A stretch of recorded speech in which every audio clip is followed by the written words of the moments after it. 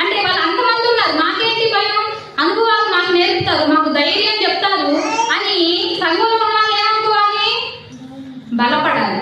అందుకే దేవుడు అన్నాడు, నెరసిన వెంట్రుకలు సొగసైన కిరీటం అందరికి కాదంట, అవి నీతి ప్రవర్తన కలిగిన వారికి మాత్రమే.